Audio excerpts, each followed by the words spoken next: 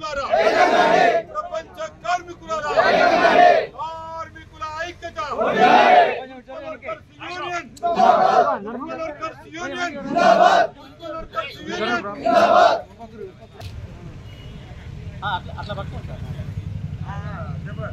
ప్రశ్నిస్తే వాళ్ళే చెప్పారు రేవంత్ రెడ్డి ప్రభుత్వ పని విధానం అంటే ఇక్కడ రేవంత్ రెడ్డి సమస్య కాదు మాకు కాంగ్రెస్ ప్రభుత్వం ఇంట్లో రేవంత్ రెడ్డి ఏమంటున్నాడంటే ఆయన నేను ఒక్కరి పేరే మాట్లాడలేకపోయినా కాంగ్రెస్ పార్టీ పేరు మాట్లాడడం అనేది ఆయన చెప్తారు.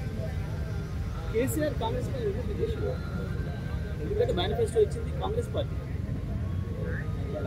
ఒక మేనిఫెస్టో కమిటీ వేసి కమిటీతో మేనిఫెస్టో తయారు చేసి ఇచ్చింది ఆల్ ఇండియా కాంగ్రెస్. ఇక్కడికి వచ్చి హామీలు ఇచ్చింది ఆల్ ఇండియా కాంగ్రెస్. సోనియా గాంధీ రాహుల్ గాంధీలను చూసి ఓట్లు వేసింది తప్ప ఇక్కడ రేవంత్ రెడ్డి చూసి ఓట్లు వేయలేదు. కాబట్టి రేవంత్ రెడ్డి ఇక్కడ సమస్యనే కాదు, తాత్కాలికంగా వాళ్ళు పెట్టుకున్నారు. ఆయన ఎప్పుడు పుట్టినది ఏం లేదు కాంగ్రెస్ పార్టీ. కానీ పాపం ఆయనకుంది బాధ. ఒక్క మాట కేసీఆర్ నోటీసు నా పేరు రాకపోయే.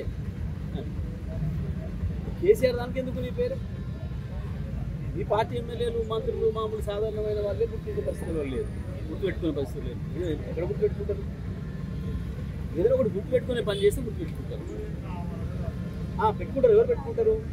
లగచర్ల బాధితులు గుర్తుపెట్టుకుంటారు, మీ హైదరాబాద్ బాధితులు గుర్తుపెట్టుకుంటారు, మీ మూసి బాధితులు గుర్తుపెట్టుకుంటారు, లేదా నీ చేత చంపబడ్డ గురుకుల విద్యార్థుల తల్లిదండ్రులు కుటుంబ సభ్యులు గుర్తుపెట్టుకుంటారు. ఈ కొద్దిమంది గుర్తుపెట్టుకుంటారు ఈ దుర్మార్గాల పనిలో. ఏం గొప్ప చేసినామని చెప్పేసి మాట్లాడకపోయి లేడు కేసీఆర్ అయిపోయింది, కేసీఆర్ పని అర్థం చేసినారంటే కదా. మరి మళ్ళీ కేసీఆర్ నా పేరు ధరపైన చేస్తున్నాను ఏం మాట్లాడారు? ఎందుకు విలన్ అయింది కాంగ్రెస్? తెలంగాణ ఇచ్చినందుకు కారణం కాదు, తెలంగాణ బిడ్డల్ని చంపినందుకు విలన్ అయింది. ఉన్న తెలంగాణను తీసుకుపోయి ఆంధ్రాలో కలిపినందుకు విలన్ అయింది. ఇచ్చిన హామీలు తుంగలో దొక్కి తెలంగాణను మోసం చేసినందుకు విలన్ అయింది. 69లో ఇచ్చిన మాటను నిలబెట్టుకోవడం లేదు కేంద్ర ప్రభుత్వం కానీ సమైక్య ఆంధ్రప్రదేశ్ నాయకులు. ప్రతి దాంట్లో మోసం చేసి అడుగడుగునా మా రాష్ట్రం మాకు ఏంటి అడిగితే 400 మందిని కాల్చి తేలటం అనుకో. నెక్స్ట్ 10 ఏళ్ళు మాదే అధికారం, కేసీఆర్ చరిత్ర ఫామ్ హౌస్కే పరిమితం అయిపోతుంది. మరి ఎందుకు మాట్లాడుతున్నాడు మళ్ళీ కేసీఆర్ గురించి? ఎందుకు కేసీఆర్ ఫామ్ హౌస్ ఉన్నా భయపడుతున్నాడు? చెప్పింది 10 ఏళ్ళు నువ్వే రాష్ట్రపతి అయిపోయాయి. నువ్వు కేసీఆర్ గురించి ఎందుకు మాట్లాడాలి? కేసీఆర్ గురించి మాట్లాడాలి. రాసి పెట్టుకుంటే 10 ఏళ్ళు నీదే రాసి పెట్టుకున్నాడు. మళ్ళీ మాట్లాడుతున్నావు, మళ్ళీ గట్లనే అర్థమవుతుంది. 10 ఏళ్ళు కాదు, ఇవాళ రేపు పుట్టతో పీకుతుందో ఆ పదవి. గది గుర్తొచ్చి బాధపడుకుంటా ఎందుకు చిల్లర మాటలు చిల్లర వేశారు? ఏదైనా విమర్శ చేయి. కేసీఆర్ నీ మీద ఏం విమర్శలు చేసిందో, నీ పార్టీ మీద ఏం విమర్శలు చేసిందో దానికి సమాధానం చెప్పు. కేసీఆర్ అడుగుతుంటే ప్రజలు ఏ రకంగా చప్పట్లు కొట్టిరో, ఏ రకంగా మద్దతు ఇచ్చారో కేసీఆర్ అడిగింది నిజం కాదా? రుణమాఫీ కాలేదు నిజం కాదా? 49,500 కోట్లు అని చెప్పింది నువ్వు, నీ మంత్రి. ఇచ్చింది 12,000 కోట్లు, పావులు తీయలే నిజం కాదా?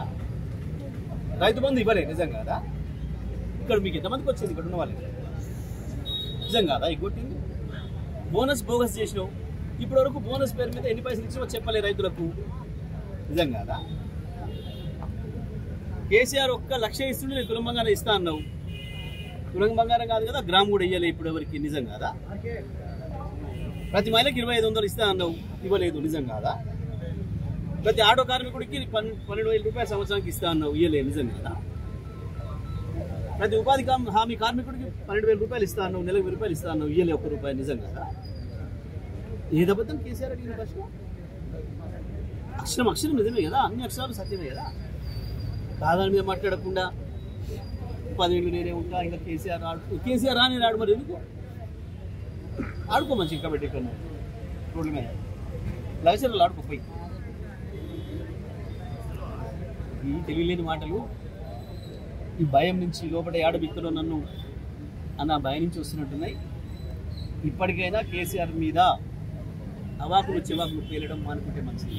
కాళేశ్వరం ప్రాజెక్టు కాళేశ్వరం ప్రాజెక్టు మీద ఉత్తమ్ కుమార్ రెడ్డి జర రిపోర్ట్ వచ్చింది చెప్తే దాని ఉత్తమ్ కుమార్కు ఏమొస్తుందో ఏం రాదో అర్థం కాదు. ఆయనకి ఇచ్చిన 2 శాఖలలో విఫలమైండు. ఇప్పటి వరకు సివిల్ సప్లైస్ మంత్రిగా ఒక్క కారు కూడా లెక్క చెప్పలే. మొదలొచ్చిన యాసింగ్లో ఎంత పంట కొన్నాడు, ఎన్ని పైసలు ఇచ్చిండు, ఎంత బోనస్ ఇచ్చిండు చెప్పలే. ఇప్పుడు లెక్క అడిగి మొన్న వానకాలం ఎంత కొన్నాడు, ఎన్ని పైసలు రైతులకు వచ్చినాయి బోనస్ రూపంలో చెప్పలే. ఈ యాసింగి మొదలు పెట్టినాం, ఇంకా కళ్ళాలు మొదలు పెడుతున్నాం అంటుండే అయ్యిపోయింది సగం పైన. ఆయన సొంత నియోజకవర్గంలో అయితే ఇలా జీరో, ఏమీ లేదు. ఎంత కొన్నాడో చెప్తలే, గా లెక్కలు తెలుస్తలే. ఇక కాళేశ్వరం మీద పాడిందే పాడరా అని ఏదో ఉంది, వాళ్ళ సామెత పని లెక్క ఒకటే పట్టుకున్న ఎన్డీఏసీ అని ముండేసే ఏమేసే అదో ఇండియా రిపోర్ట్ మేము ఏనాడో చెప్పినాం. ఒక దాని మీద 3 సార్లు నివేదికుంటుందా? ఏమైంది? ఈ సభ జరుగుతుంది, కేసీఆర్ సభ జరుగుతుంది, ప్రజలు తండోపతండాలు కలుగుతున్నారు. ఈ టైంలో మళ్ళొకటి డైవర్ట్ చేసే పని, ఏదో పనికి మళ్ళీ చర్చ ముందుకు తెద్దామని చెప్పి మీరు పథకం ప్రకారం చర్చ తెచ్చే ప్రయత్నం చేసేది. తుస్సుమన్నది అది. హాజరైన లక్షలాది మంది ప్రజల ముందట, చూసిన కోట్లాది మంది ప్రజల ముందట నీ రాహుల్ గాంధీని తీసుకొచ్చుకున్న సభ తుస్సుమన్నది.